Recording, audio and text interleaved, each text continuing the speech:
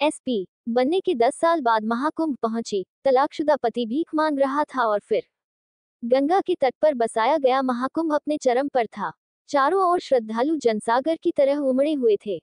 आसमान में लहराते ध्वज, जगह जगह लगे भंडारे, मंत्रोच्चारण की गूंज और साधु संतों के प्रवचन पूरे वातावरण को आध्यात्मिक ऊर्जा से भर रहे थे। हजारों भक्त गंगा में डुबकी लगाकर अपने पापों का प्रायश्चित कर रहे थे। चारों ओर आस्था का अद्भुत नजारा था। भक्ति में लीन श्रद्धालु भजन कीर्तन कर रहे थे। कुछ लोग भगवान शिव के जयकारे लगा रहे थे, तो कुछ भगवा ध्वज थामे संतों के प्रवचनों में तल्लीन थे। नागा साधुओं की टोलियां अपने विशिष्ट रूप में गंगा किनारे बसे शिविरों में ध्यानमग्न थीं।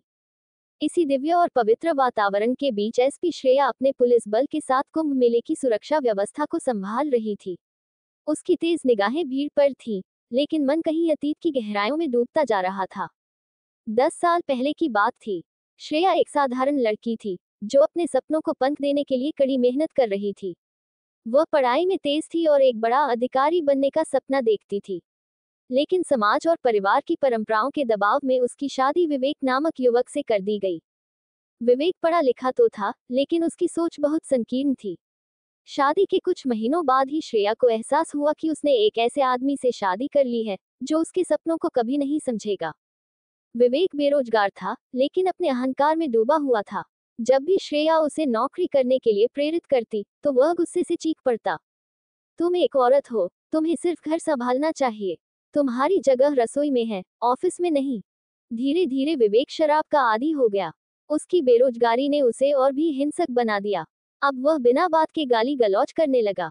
रोज के झगड़े, मारपीट, तानों की बौछार ये श्रेया की जिंदगी का हिस्सा बन चुके थे। जब श्रेया ने अपने माता पिता से मदद की गुहार लगाई, तो उन्होंने भी वही पुरानी बातें कही। पति जैसा भी हो, सहना ही पड़ेगा। औरतों के लिए शादी एक बार होती है। समाज क्या कहेगा अगर तुम अपने पति को छोड़ दोगी। लेकिन श्रेया अब और नहीं सह सकती थी। उसने फैसला कर लिया कि वह इस अपमानजनक रिश्ते से बाहर निकलेगी और अपने आत्मसम्मान के लिए लड़ेगी। अगर मैं खुद की इज्जत नहीं करूंगी, तो दुनिया भी मेरी इज्जत नहीं करेगी। विवेक ने जब सुना कि श्रेया उसे छोड़ना चाहती है, तो उसने समाज के नाम पर उसे डराने की कोशिश की। लेकिन अब वह बेबस श्रेया नहीं थी। उसने कानून का सहारा लिया और तलाक ले लिया। तलाक के बाद श्रेया पूरी तरह अकेली थी। परिवार का समर्थन नहीं था, समाज उसे ताने दे रहा था, लेकिन उसने हार नहीं मानी। उसने ठान लिया कि वह अपने पैरों पर खड़ी होगी। दिन रात मेहनत कर उसने सिविल सेवा की परीक्षा दी और एसपी बनी। यह उसकी सबसे बड़ी जीत थी। जिसने कभी उसे कमजोर समझा था, आज वह उसे सलाम कर रहे थे। आज 10 साल बाद वह भारत के सबसे बड़े धार्मिक आयोजन महाकुंभ की सुरक्षा व्यवस्था संभाल रही थी। सुरक्षा निरीक्षण के दौरान उसकी नजर एक फटेहाल, कमजोर और लाचार व्यक्ति पर पड़ी। उसके बाल उलझे हुए थे, कपड़े गंदे थे और चेहरे पर थकान और लाचारी साफ दिख रही थी। वह जमीन पर बैठा हुआ था और सामने एक कटोरा रखा था, जिसमें कुछ सिक्के पड़े थे। श्रेया उसे देखकर ठिठक गई। उसकी धड़कनें तेज हो गईं। क्या ये विवेक है? उसकी आंखें चौड़ी हो गईं। जिसे कभी उसने अपने पति के रूप में देखा था, आज वह एक भिखारी बन चुका था। विवेक ने भी श्रेया को देखा। पहले तो उसने नजरें चुराईं, लेकिन फिर आंसू उसकी आंखों में छलक पड़े। श्रेया ने कठोर आवाज में पूछा, तुम इस हालत में कैसे पहुंचे? विवेक ने सिर झुका लिया। उसकी आवाज कांप रही थी। तलाक के बाद मैंने खुद को संभालने की कोशिश की, लेकिन मेरी बुरी आदतों ने मुझे कहीं का नहीं छोड़ा। कोई साथ देने वाला नहीं था। शराब ने सब कुछ बर्बाद कर दिया। अब बस जिंदगी घसीट रहा हूँ। श्रेया की आंखों में कोई घृणा नहीं थी, बल्कि उसे इस बात का एहसास हुआ कि इंसान अपने कर्मों का फल जरूर भोगता है। श्रेया चाहती तो उसे अनदेखा कर आगे बढ़ सकती थी, लेकिन उसने अपने सिपाहियों को बुलाया और आदेश दिया, इसे भोजन और शरण दिलवाओ। अगर संभव हो तो इसे किसी पुनर्वास केंद्र में भेजो, ताकि ये दोबारा अपने जीवन को संवार सके। विवेक की आंखों से आंसू बह निकले। उसने कांपते हाथों से कहा, मैंने तुम्हें कभी समझा ही नहीं, श्रेया, लेकिन तुम्हारी सफलता मेरी सबसे बड़ी हार बन गई। श्रेया ने हल्की मुस्कान के साथ कहा, जिंदगी हमें दूसरा मौका जरूर देती है, अगर हम उसे पहचाने और खुद को बदलने की हिम्मत करें। विवेक की आंखों में पछतावे के आंसू थे, लेकिन उसके दिल में कहीं एक आशा भी जाग रही थी। वह देख सकता था कि श्रेया ने अपनी जिंदगी को न केवल संवारा, बल्कि उसे दूसरों के लिए प्रेरणा बना दिया। श्रेया ने अपने एक सिपाही को आदेश दिया, इसे सबसे पहले भोजन दिलवाओ, फिर इसके लिए पुनर्वास केंद्र में रहने की व्यवस्था करो। विवेक के लिए यह नया अवसर था। वह जानता था कि उसने अपने अहंकार और बुरी आदतों से सब कुछ खो दिया था, लेकिन अब उसे लग रहा था कि शायद वह फिर से अपने जीवन को एक नई दिशा दे सकता है। कुछ ही दिनों में विवेक को एक पुनर्वास केंद्र में भेज दिया गया। वहां उसकी काउंसलिंग हुई। उसे समझाया गया कि वह अपनी गलतियों को कैसे सुधार सकता है। धीरे धीरे उसने शराब छोड़ दी और अपने व्यवहार में सुधार लाने की कोशिश करने लगा।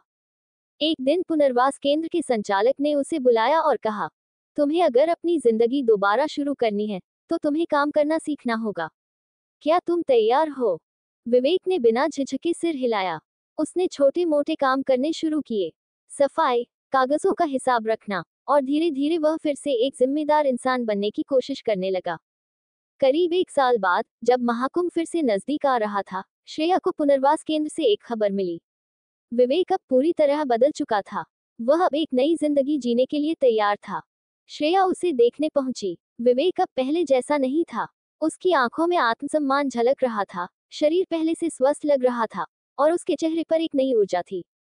विवेक ने श्रेया को देखकर कहा, अगर उस दिन तुमने मुझे अनदेखा कर दिया होता तो शायद मैं आज भी सड़कों पर भीख मांग रहा होता। तुमने न सिर्फ मेरी गलती का एहसास कराया, बल्कि मुझे संभलने का मौका भी दिया।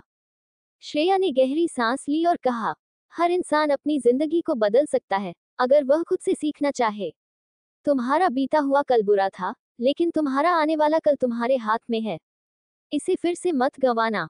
विवेक ने सिर झुकाया और कहा, अब मैं अपनी जिंदगी को सही दिशा में ले जाऊंगा। मैं किसी और के सहारे नहीं, बल्कि खुद के दम पर जीना चाहता हूँ। श्रेया ने उसकी आंखों में उम्मीद की रोशनी देखी और मुस्कुराई। उसने एक आखिरी बार विवेक को देखा और वहां से चली गई, ये जानकर कि उसने इंसानियत के नाते एक इंसान की जिंदगी बदल दी। विवेक ने अपने जीवन की नई यात्रा शुरू की। अब वह पुनर्वास केंद्र में दूसरों की मदद करने लगा, जो उसी की तरह अपनी जिंदगी की राह भटक चुके थे। कर्म का फल जरूर मिलता है। जीवन में किए गए अच्छे या बुरे कर्मों का परिणाम हमें कभी न कभी अवश्य मिलता है। विवेक के अहंकार और बुरी आदतों ने उसे गिरा दिया, जबकि श्रेया की मेहनत और लगन ने उसे ऊंचाइयों तक पहुंचाया। बदलाव हमेशा संभव है। कोई भी इंसान अपनी गलतियों से सीखकर अपने जीवन को सुधार सकता है।